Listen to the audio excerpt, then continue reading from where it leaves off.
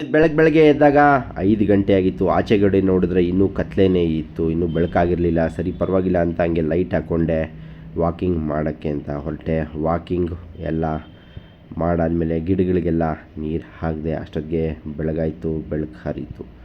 ಅದೆಲ್ಲ ಆದಮೇಲೆ ಸ್ನಾನ ಗೀನ ಎಲ್ಲ ಮಾಡ್ಕೊಂಡು ಫ್ರೆಶಪ್ ಎಲ್ಲ ಆಗಿ ನಾನು ಹೊರಟಿದ್ದು ಶ್ರೀ ಲಕ್ಷ್ಮೀ ವೆಂಕಟೇಶ್ವರ ಕಾಫಿ ಬಾರ್ ಇದು ಇರೋದು Banashankari B D A complex ಹತ್ರ. ಅಲ್ಲಿ ಹೋಗ್ತಿದ್ದಂಗೆ ಒಳ್ಳೆ ಫೀಲಿಂಗ್ ಬಂತು. ಮೆನು ಬೋರ್ಡ್ ನೋಡಿದೆ, ಏನು ತೊಗೊಳ್ಳಿ ಅಂತ ಲಾಸ್ಟಲ್ಲಿ ತೊಗೊಂಡಿದ್ದು ಒಂದು ಮಸಾಲೆ ದೋಸೆ.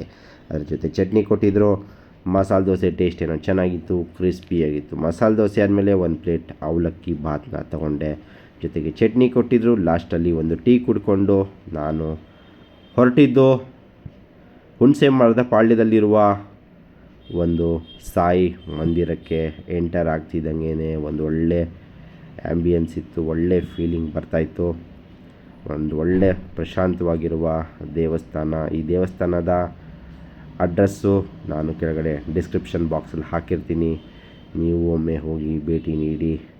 ಇಲ್ಲಿರುವ ಸಾಯಿ ಮಂದಿರ ಶಿರ್ಡಿ ಸಾಯಲ್ಲಿ ಹೇಗಿದೆಯೋ ಅದೇ ರೀತಿ ಇದೆ. ಒಂದು ಒಳ್ಳೆ ಪ್ರಶಾಂತವಾಗಿರುವ ದೇವಸ್ಥಾನ.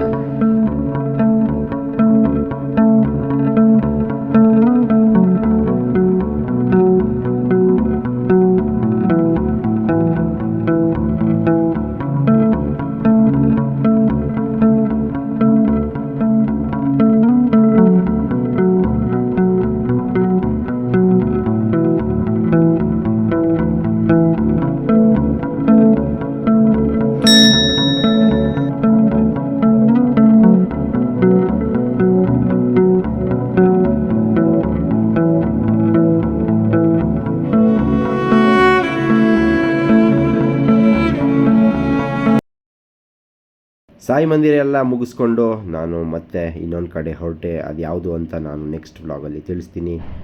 ಈ ವಿಡಿಯೋ ನಿಮಗೆ ಇಷ್ಟ ಆಗಿದರೆ ಲೈಕ್ ಮಾಡಿ, ಶೇರ್ ಮಾಡಿ, ಸಬ್ಸ್ಕ್ರೈಬ್ ಮಾಡೋದನ್ನು ಮರಿಬೇಡಿ. ಎಲ್ಲರಿಗೂ ಧನ್ಯವಾದಗಳು. Thank you.